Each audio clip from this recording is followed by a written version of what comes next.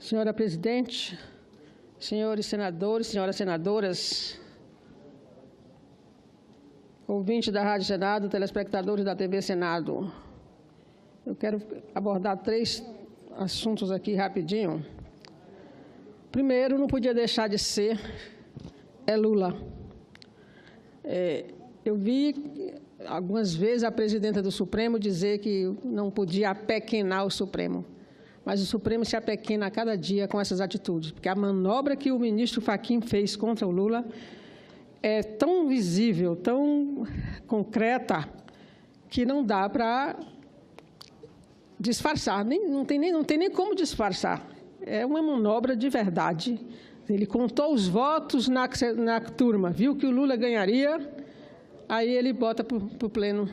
Ora, a segunda turma é que é a turma de julgar os processos da Lava Jato.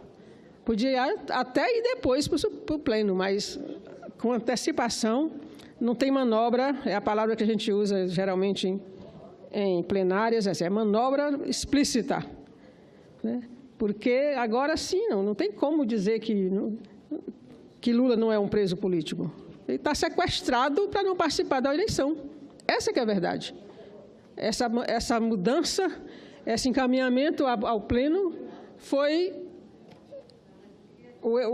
a confissão disso. Né? Cada vez mais eu me convenço, eu acho que a população brasileira também, daquela história de um acordo com o Supremo, com tudo. Está aí.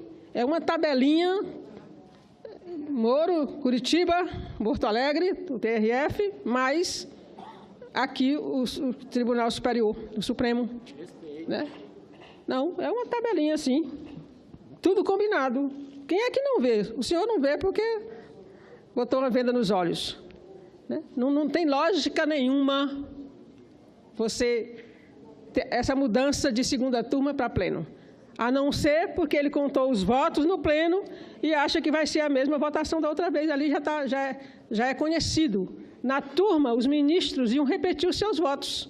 E aí ele contou e viu que o Lula ganharia. Foi só isso que aconteceu. Né? Até porque é Supremo, mas não é santo. E eu acho que a gente precisa cada vez mais... Acho que é por isso que a população cada vez mais vota no Lula. Porque diziam que era só Nordeste e não é mais só Nordeste. O Lula está ganhando em lugares que ele nunca ganhou. É porque a população está vendo a parcialidade do Judiciário. Então, vou só para lembrar assim, as últimas, para ver como a parcialidade é tamanha. Né? Que os casos são iguais, mas as decisões são diferentes. Né? Por exemplo, Celso de Mello arquivou o inquérito contra Luiz Nunes. E o processo era bem parecido com todos os outros que envolvem o PT e outras pessoas e outros partidos também. Depois, logo em seguida, Barroso arquiva inquérito contra Ricardo Ferraz. Moro abre mão de julgar Beto Richa. Fux pede vista no processo sobre a apreensão de bens de Aécio Neves. Fux arquiva inquérito contra o deputado Onyx Lorenzetti. Supremo proíbe condução coercitiva. Claro, já produziram o filme da Globo com a condução, com o espetáculo feito na invasão do apartamento do Lula. Então, não precisa mais. É claro que a gente é contra a condução coercitiva. Agora, a forma como está sendo feita, como se proíbe, é depois de atingir os objetivos de ter exposto o Lula daquela maneira e a dona Marisa também. Então, isso aqui, tem mais, a Procuradora da República já pediu pela 3ª vez a prorrogação da investigação contra o Temer. Sem falar em outro processo agora que ele foi dispensado, foi tirado do processo. Então, isso é ou não é parcialidade? Né? Eu acho que a população brasileira está cada vez mais vendo isso e, por isso, cada vez mais quer votar no Lula. Mas a intenção aqui é exatamente para tirar o Lula do jogo. Né? Quero também tocar no assunto da Copa do Mundo. Daqueles senhores que, aliás, está sendo a marca da Copa, a questão do machismo, não só o brasileiro, mas principalmente os brasileiros, meninos bem-nascidos, bem alimentados e com dinheiro para se deslocar para a Rússia para assistir a Copa do Mundo, vão lá e envergonham o país. Eu fico perguntando se aqueles meninos têm mãe, aqueles rapazes lá têm mãe, tem irmãs, tem filhas, né? Ali já tem alguns que devem ter filhas pequenas, e que eu espero que estejam bastante envergonhadas daquela atitude.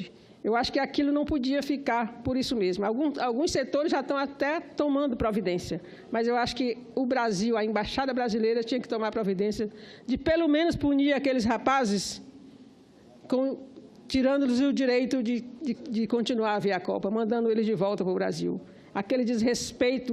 Aí a gente fica perguntando por que tanto machismo no Brasil, por que tanta violência contra a mulher, porque, ora, levam o costume de casa para fora. Ninguém esquece que em 2014 ouviram um estado inteiro, eu acho engraçado isso, está estarrecido com algumas pessoas, meios de comunicação principalmente, mas em 2014 ouviram um estado inteiro dizer uma coisa terrível com a presidente da República e ninguém disse nada. Então, aquelas pessoas ficaram respaldadas para repetir aquelas atitudes com qualquer mulher, com todas as mulheres. Então, é muito sério isso que a gente precisa, e a gente está longe, e as mulheres estão longe de vencer o machismo nesse país, porque a educação permite isso. Certamente as famílias daqueles meninos, rapazes, não acham que eles fizeram nada demais, estão dizendo, não, era só uma brincadeirinha, brincadeira. Então, o machismo virou brincadeira no Brasil, e é por isso que a gente tem 13 mulheres mortas todo dia por feminicídio, né? E é por isso que a gente tem 135 pessoas estupradas todo dia, sendo metade menores de 13 anos, porque aos ricos é dado o direito de dizer que é brincadeirinha. Fosse um pobre, talvez o tratamento fosse diferente. E, por último, quero falar, né, já que o Brasil vai receber amanhã a visita do vice-presidente dos Estados Unidos, acho que é amanhã, que vem discutir sobre a Venezuela, sobre base militar, sobre imigrantes. Certamente, na Venezuela, vai buscar o apoio do Brasil para intervir na Venezuela, né, instalar base militar no Brasil. E sobre imigrantes, eu não sei o que ele tem a falar, porque é um país que enjaula criança da forma que os Estados Unidos enjaularam meninos, separados dos pais, enjaulados, não cabe se meter em mais nada.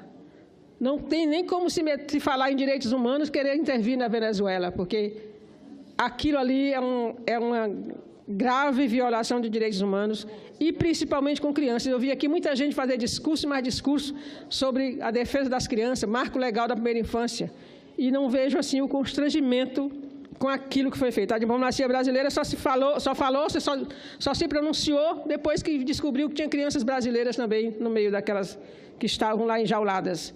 O mundo ficou escandalizado com aquilo, mas a diplomacia brasileira não deu um pio. Eu fico perguntando se fosse em Cuba aquilo ali, se fosse na Venezuela, se fosse na Bolívia, qual teria sido a reação da diplomacia brasileira? Então, é preciso que a gente preste atenção a essa questão do migrante, que é uma questão mundial, que eles não estão indo ali em busca de vida melhor. A boa parte é fugitivo de guerras, né? Então, é preciso que o Brasil, eu espero que o Brasil amanhã não se associe aos Estados Unidos naquele comportamento feito, que o presidente lá disse que vai continuar com a tolerância zero. Então, não disse que vai fazer o possível para não separar as crianças, mas não disse que não vai separar. Então, é preciso que o Brasil se posicione sobre essas coisas, senão fica parecendo que é um país mais submisso do que a gente sabe que é aos Estados Unidos. Muito obrigada, senadora.